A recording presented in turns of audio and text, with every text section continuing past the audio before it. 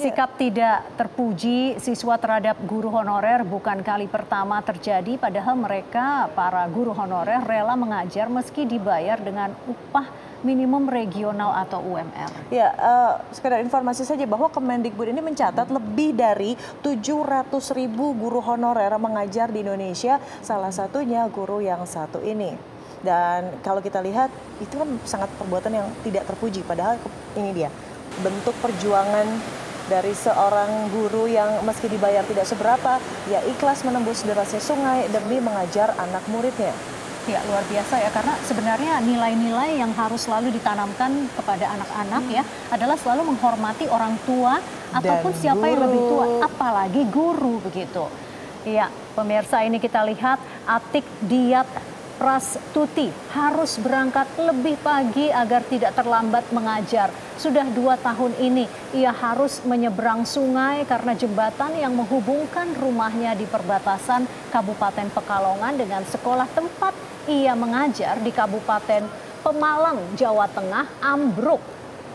Ya, kita lihat ya, ini adalah video ketika Atik menyeberang saat arus sungai deras. Meski harus bertaruh nyawa, Atik tetap nekat berangkat demi mengajar anak didiknya.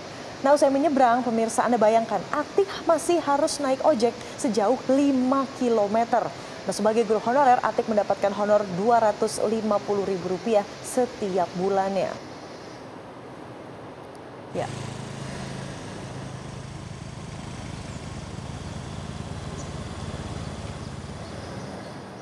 Ya, sudah bersama kami melalui sambungan Skype dari Pemalang, Jawa Tengah, Atik Diat Prastuti. Selamat siang, Ibu Atik. Selamat siang. Ya, Ibu Atik, kita sudah melihat langsung ya bagaimana perjuangan Ibu pulang pergi mengajar begitu ya. Nah, boleh tahu Ibu, ini berapa jaraknya sebenarnya dari rumah Ibu ke sekolah gitu, dan pulang pergi ini bagaimana, berapa jauh jaraknya? Kalau dari rumah ke jembatan itu sekitar 20 menit.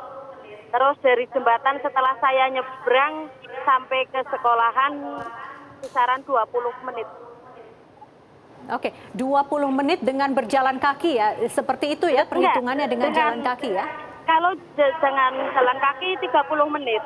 Itu biasanya saya kalau ada orang di rumah diantar pakai motor, namun kalau tidak ada orang di rumah ya saya terpaksa jalan kaki dari rumah ke jembatan untuk menyeberangi sungai menuju sekolahan. Oke, Bu Atik, tapi sebetulnya jembatan ini tidak bisa berfungsi tuh dari kapan sih? 1 tahun ini. 1 tahun ini setelah diterjang belum ada perbaikan, banjir. belum ada perbaikan dari pemerintah setempat. Belum.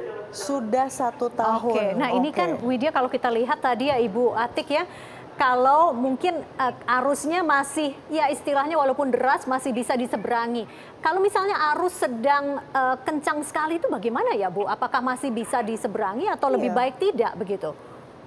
Ya, saya menunggu sampai debit air itu turun.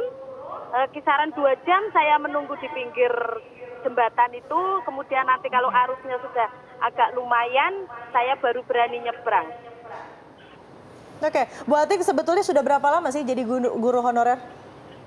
Saya 15 tahun. 15 tahun jadi guru honorer. Oke, memanfaatkan nih momentum ini, apa sih sebetulnya harapan dan sekalian suara-suara dari para guru honorer lainnya untuk didengarkan? Ya, harapan kami menjadi guru honorer kepingin seperti yang lain, menjadi seorang PNS, menjadi guru honorer, agar kami bisa merubah nasib kami, memperbaiki nasib kami. Oke, segera ingin segera menjadi PNS. Nah, tapi sambil menunggu ya untuk menjadi PNS dan memang belum ada kabar konfirmasi kapan kira-kira ya Bu ya. Apa yang menjadi sumber semangat dari Ibu Atik untuk tetap pulang pergi mengajar begitu? Ya, semangatnya karena melihat setiap hari melihat anak didik kami. Ya, itu memotivasi kami semangat mencerdaskan anak-anak bangsa. Kami hanya punya bekal ilmu untuk diberikan kepada anak didik kami. Oke, baik Bu Atik, semoga didengar harapannya, semoga impiannya tercapai, dan semoga jembatannya ya segera diperbaiki. Karena sudah 1 tahun katanya tidak ada jembatan di sana. Terima kasih Bu Atik, salam untuk anak-anak didiknya di sana.